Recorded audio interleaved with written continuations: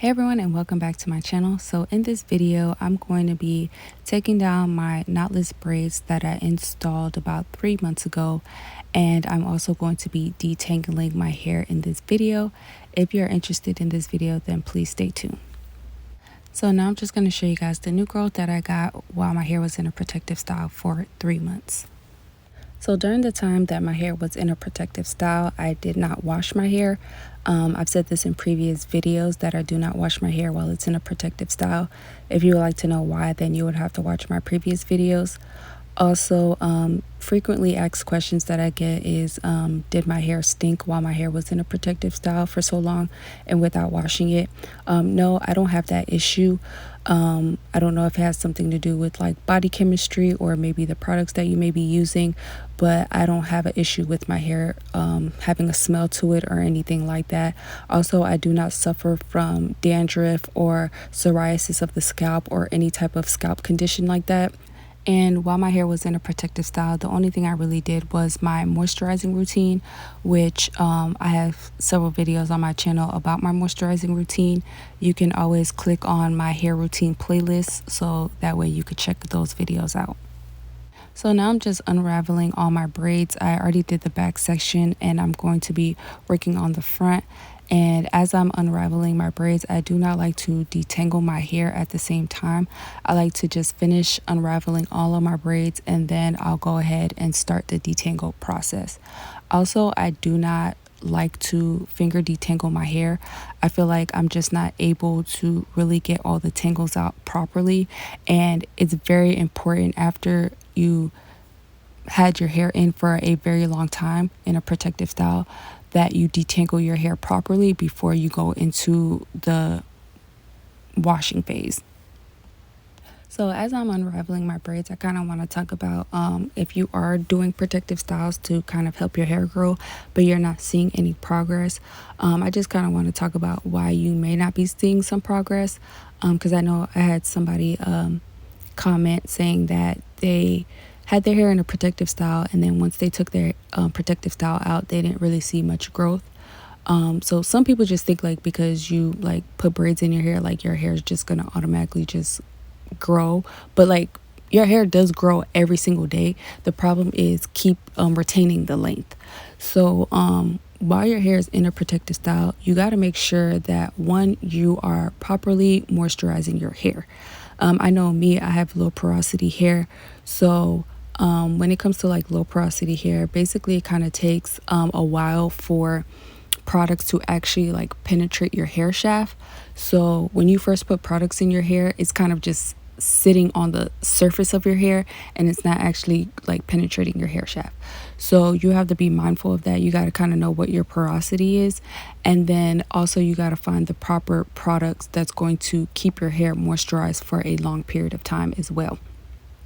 So, if your hair is very dry when you remove your protective style, your hair can be prone to breakage. So if your hair is very dry and you got a protective style in it and then you take your protective style out, then you most likely are causing breakage when you're removing your protective style. So you also got to be careful about when you are removing your protective style. Like you got to be very patient when you are removing a protective style as well. Like it's not a process that you could just rush through real quick. Another reason why you may not be seeing progress is because you're not keeping up with like your regular trims.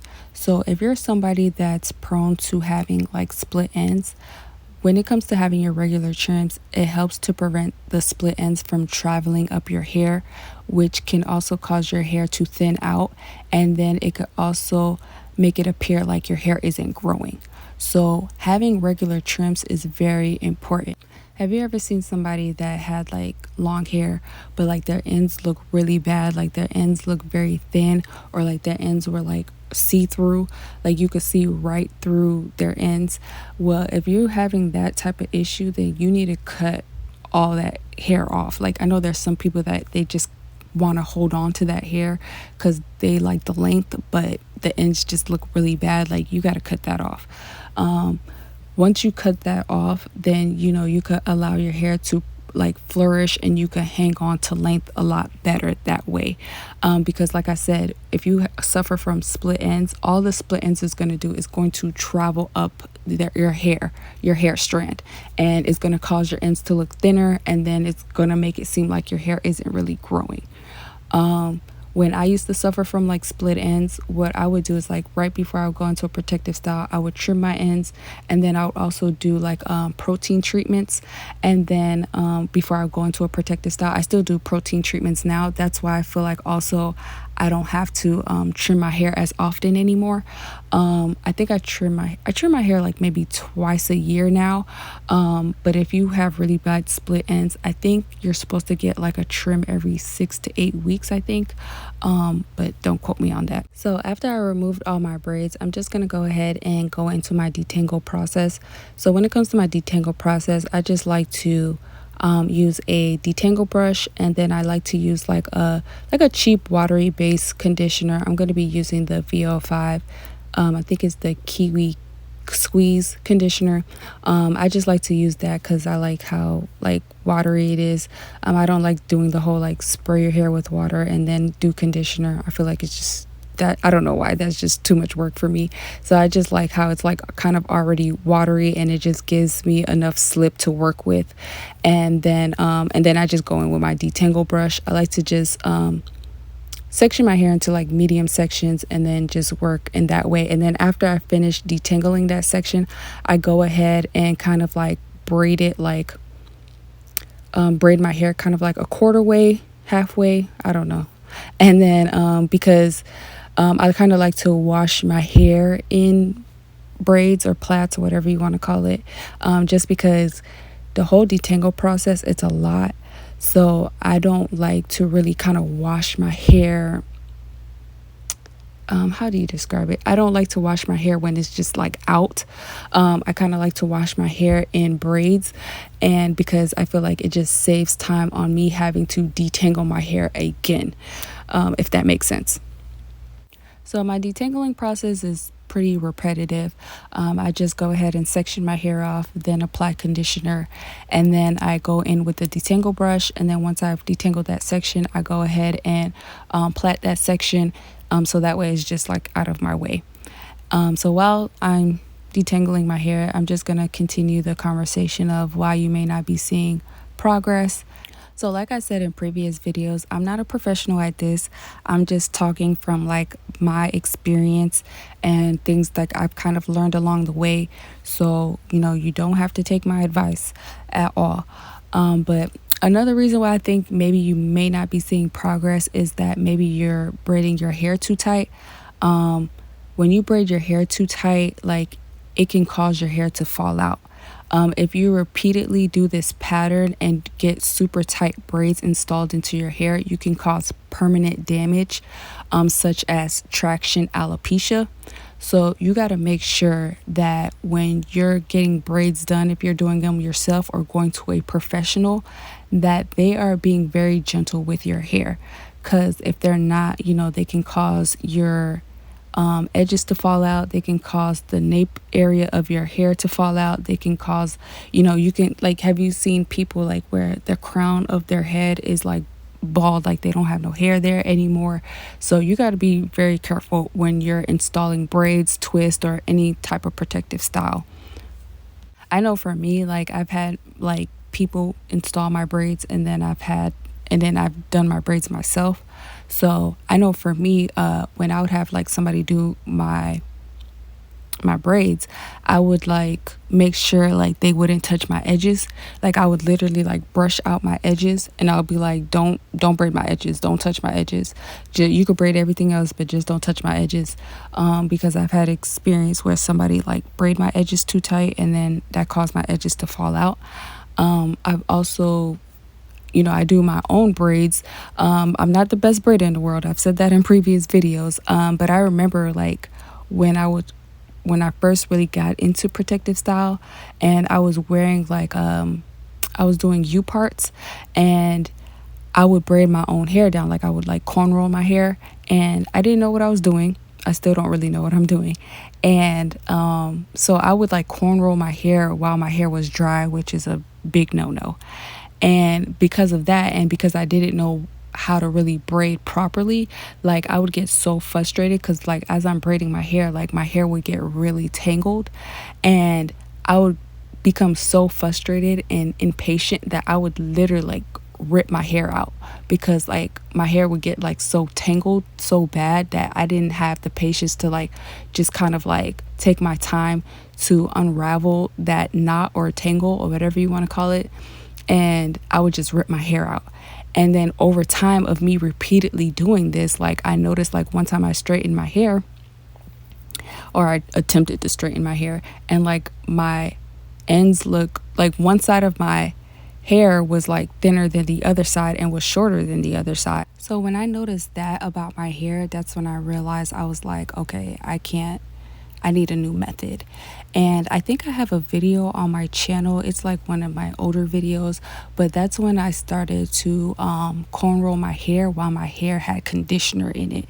I noticed like when my hair had conditioner in it, I had slip, and I was able to braid my hair down better that way. And then what I would do is like after I would cornrow my hair with the conditioner in it, I'll just wash the conditioner out. I think I do have a video somewhere on my channel. I'll try to see if I can find it. I may link it in the cards. But if not, it most likely should be in my hair routine playlist. And then that's when eventually I just started, because I remember somebody asked me, they was like, why do you do like the mini braids instead of actually like corn rolling your hair when you wear a wig? And that's when I eventually just stopped corn rolling my hair, because I don't know why I thought like you could only have cornrows when you wear a wig. But that's when I started doing the mini braids. Like it's easier for me to do the mini braids because I cannot really cornrow my hair.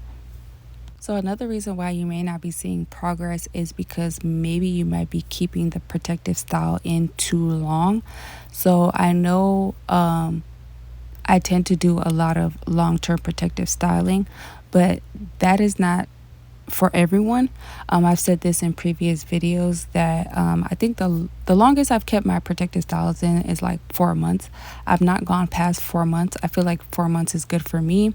But even with that being said, I don't always keep my protective styles in for 4 months. Sometimes I may do a month, 2 months, 3 months.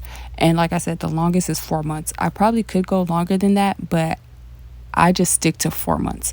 I don't really want to go past 4 months. And for some people, like you may not be able to go 3-4 months with a protective style. Like maybe the longest you can go is a month, which is okay. You got to do what's best for your hair and what's best for your scalp. And some people just may see other people keeping their protective styles in for a long period of time and think like, oh, I'm gonna do the same thing too. I've said this in previous videos too. Like you can't just go from keeping a protective style in for 2 weeks or something like that and then try to do 4 months. Like it has to be gradual. Like I would suggest if you kept a protective style in for a month, like maybe try a month and a half and see how your hair does. And then the next time, maybe try 2 months and see how your hair does. But don't go from like 2 weeks to try to do 4 months, or a month and try to do 6. Like that might be a bit too much. Also, if you're somebody who does suffer from any type of scalp conditions like dandruff or psoriasis, you may not want to keep your protective style in too long. The max I would say is maybe a month, just because you want to be able to give your hair the proper care that it needs so that way it can thrive. I mean, yes, you can cleanse your hair and moisturize your hair while it's in a protective style, but if you do suffer from those type of scalp conditions, then you want to be able to cleanse and moisturize your hair to its fullest extent. And the last reason why I think you may not be seeing progress is because you're not giving your hair time to rest in between protective styling. So it's not really good to go back to back into protective styling, just because when you are doing protective styling, like you are doing a lot of manipulation to your hair. So it's best in between protective styling, that you give your hair adequate time to rest and give your scalp time to rest as well. During that time while your hair is resting, you should basically be moisturizing your hair, washing your hair, deep conditioning your hair, and just giving it time to rest. After I take out my braids, I'm definitely giving my hair time to rest. I'm Normally I try to go for a month, but if I'm able to go longer than that, then I will go longer than that. But I feel like you should give yourself your hair time to rest in between protective styling. So those are the reasons why I think maybe you haven't been seeing progress after you've had your protective style in for a long time.